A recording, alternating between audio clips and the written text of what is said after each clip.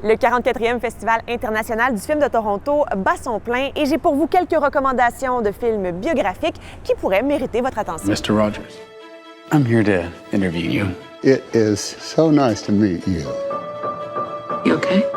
Profiling Mr. Rogers. Fred Rogers a été à la barre de son émission Mr. Rogers' Neighborhood de 1968 à 2001, marquant ainsi des générations d'enfants par son empathie, sa gentillesse et sa façon de parler aux plus jeunes.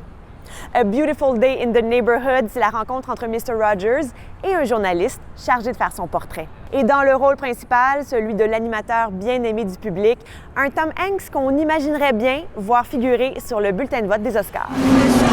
We're lighter, we're faster. That don't work, we're nastier. En 1966, le constructeur automobile Ford se lance un défi, celui de battre l'écurie Ferrari lors des prochains 24 heures du Mans. Pour ce faire, ils vont recruter deux pilotes de talent, Ken Miles et Carroll Shelby. Dans Ford vs Ferrari, James Mangold signe un film plein d'humour, excitant, de près de 3 heures, avec en vedette Matt Damon et Christian Bale. What'd you do to your hair? You look like a pimp. It's all pretend. I just created a character. You're a trip. Pull on that. Oh, that's a Yeah, that's right. Joe. Eddie Murphy s'est fait plutôt discret ces dernières années, ce qui nous rend d'autant plus impatients de le retrouver dans Dolomite Is My Name. Au début des années 70, l'humoriste Rudy Ray Moore peine à se faire un nom. La reconnaissance viendra quand il va créer le personnage de Dolomite, un proxénète flamboyant et vulgaire. Et puis ce sera pas très long avant que Dolomite fasse le saut au grand écran, phénomène hilarant du cinéma de Blaxploitation.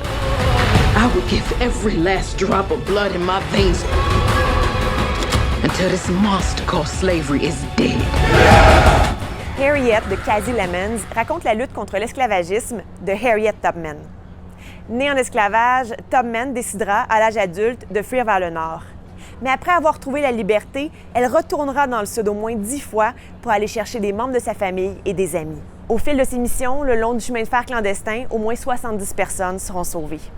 C'est l'actrice Cynthia Erivo qui prête ses traits à la grande figure abolitionniste. You need to take better care of yourself. You understand? Everybody has their troubles. En 1968, Judy Garland a 46 ans. Dans une position financière difficile, elle accepte de donner une série de concerts à Londres, contrat qu'elle peine à remplir entre les abus d'alcool et de médicaments. L'histoire sait qu'il ne lui reste que quelques mois à vivre. L'as dans la manche de ce Judy, c'est son interprète, Renée Zellweger.